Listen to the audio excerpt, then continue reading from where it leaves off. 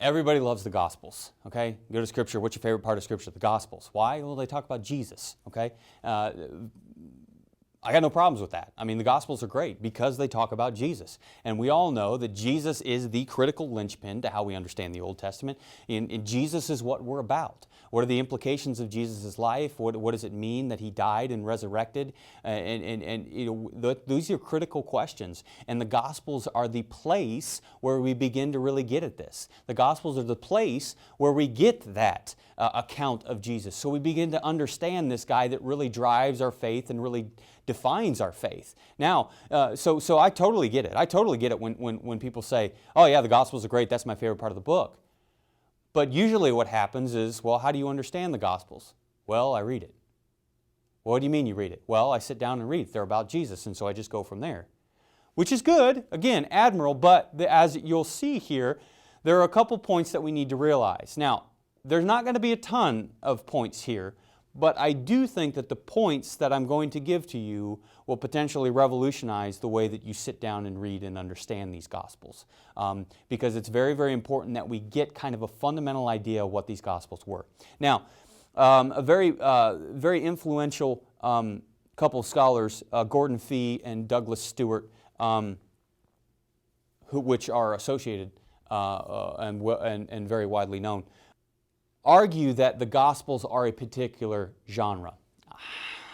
And they actually call the genre of Matthew, Mark, Luke, and John Gospels. I don't know if I necessarily agree with that. I'm not going to say that they're completely off base, so if you like their argument, which you can read about in their book, how I believe it's called How to Read the Bible for All It's Worth, if you go for it. I mean, they're great scholars, they're great people, and certainly they know more than I do.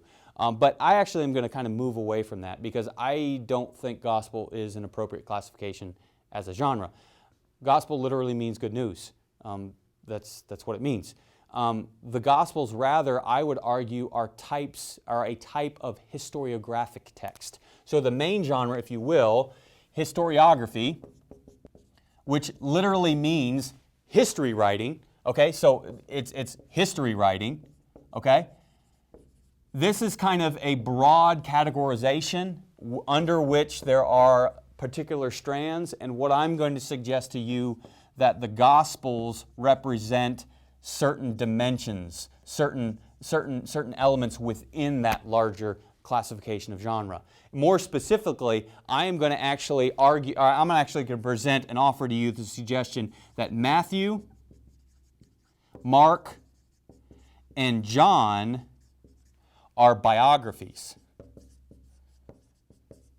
And Luke is more history.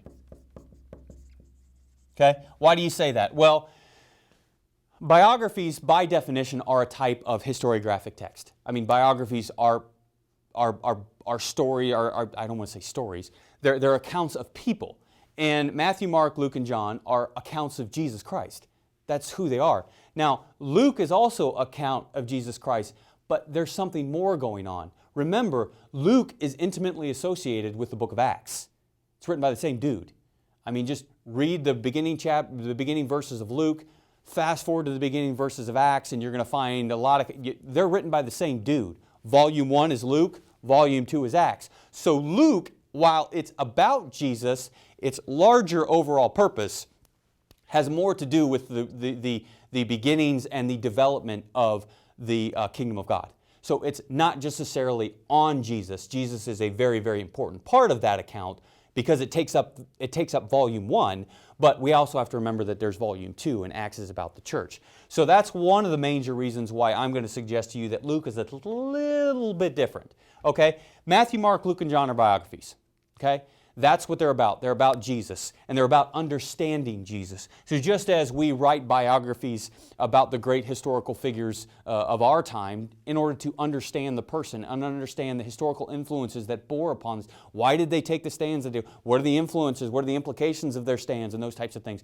They do the same thing. It's about Jesus. But again, the important point is that these are historiographic texts. These are specific types of history writings. Okay? That's very, very important. Okay? It's very, very important to realize that because when we understand that they are historiographic texts, the fundamental dynamics involved with historiographic literature is that it circulates around two foci. Okay?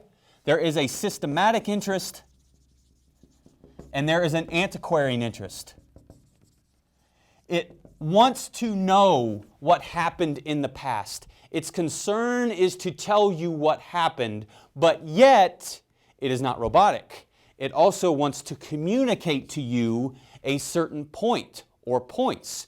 So you have a systematic interest. The writer has an intention. The writer has an agenda. I don't like that word, but it gets at what I'm trying to say. And these two poles work off of each other. They are a dialectic. And if you X out one or the other, you fundamentally undermine the integrity of the entire system. So history writings is not just about robotically recounting the past. It's about telling you about the past and gaining insight into the past in order to communicate something. Okay? So a little graphic just to point this out to you. And a little bit different there. Sorry about that. It's just kind of crazy. Throwing marker tops all over the place here. Get excited. So I told you here it's kind of a dialectic pushing and pull. In this little graphic, I got the teeter-totter. But the principle's the same. That if you take out, just like a teeter-totter, and then maybe that's a better example. Because, teeter-totter, you've all been on a teeter-totter, right? Okay? So we're on a teeter-totter, we're going to do anything, and all of a sudden our brother jumps off the teeter-totter. What happens? Boom, we hit the dirt. No more teeter-totter. Doesn't work, right? You need the two positions. You need the two ends balancing off of each other. And if you take one away, the integrity of the entire system is compromised. It doesn't function properly. Just like you can't teeter-totter by yourself, if you do not have a point to communicate, you can't write history. Okay? And if you have no concern or very, very little concern of what actually happened, being faithful to the past and recounting it accurately, then you don't have history. All you got is propaganda. All you got is something to say. Okay? So there's something, these two things are very, very important. The Gospels are fundamentally a historiographic text. And that's very, very important. Keep that in mind because that will help us understand how to go about doing this. How to go about interpreting these Gospels. Okay? So the Gospels are not just robotic regurgitating uninsightful statements of Jesus' life. Jesus did this. Then he went and did this. Jesus did this. Then afterwards he got this, he got mad. And he went and did this. Okay? That's not history writing. History writing is offering insight into why Jesus did this. Okay? Jesus did this and then he did this which was going towards this he was trying to say. Okay? Why did Jesus, why all of a sudden halfway through Luke does Jesus set his eyes to Jerusalem? Well, the writer tells us. Because that's where he's going to crucify it. So Jesus' ministry was largely about setting his eyes to Jerusalem, recalibrating to the community what it meant to be a Messiah. Mark hinges. It's built upon Peter's confession. I mean, the pivot point right there, Peter's confession. Get behind me, Satan, Peter. You don't know who I am. Okay? Even though you just proclaim that you think I'm the Messiah, you're actually wrong. You don't realize it. Okay? All right, those are insightful things that the writer is telling you about the past. Okay, so these are not just Peter called Jesus the Messiah and then Jesus got mad at him. No, that's more than that. Okay, it's more than, well, did it happen or didn't happen? Okay, we have to understand that there is a literary quality, there is a purpose that's trying to be communicated, and so we have to, dare I say it, respect these Gospels as works of literature. They are artistic works. And so when we begin to understand the artistry, the flow, the structure, how this thing is moving, the specific events juxtaposed to each other, we're asking more than did it or did it not happen? We're asking, okay, what is being communicated? And that, folks, is the essence of interpreting history. That, folks, is the essence of interpreting the Gospels. These differences, when we understand these, when we understand this push and pull, this systematic and antiquarian interest, this also helps us to understand the differing dynamics between all four Gospels. Okay? It's very, very important that all four Gospels talk about the Passion. Yet only 2 of the 4 Gospels talk about Jesus' birth. Okay? So did Mark and John just not realize that Jesus was born? Did they not care that Jesus was born? Did they just miss the boat that Jesus? No. That did not play into the overall point that they wanted to communicate. Why in the world is John so weird? I mean, you read John and it's just different. I mean, why? It's not that John misunderstood Jesus, but rather John's understanding of the implications of Jesus' life, death, and resurrection were different than Matthew, Mark, or Luke. Okay, so these are the things that we try to get at, we try to understand when we realize that the Gospels are more than just recounting Jesus' life. They are recounting Jesus' life in order to communicate a certain point or points. And those points may differ from writer to writer. So it's not necessarily about, well, which Gospel is more accurate? Because I want to read the Gospel that's more accurate. Okay, that's only part of it. I get that. That's a legitimate question. But you're not getting the whole story. And dare I say, you're not comprehending the beauty of the gospel tradition as a whole. Okay? So it's not just which one's more accurate. It's what is each trying to communicate. So that's the question, and those are what we're trying to do. So very, very important. So how do we go about doing this? How do we go about weighing this dialectic, this teeter-totter, if you will? Okay? How do we go about doing that? Well, the first thing is you got to understand the book as a whole. Read through the frickin' thing all at once. Okay? Make yourself a nice little chart.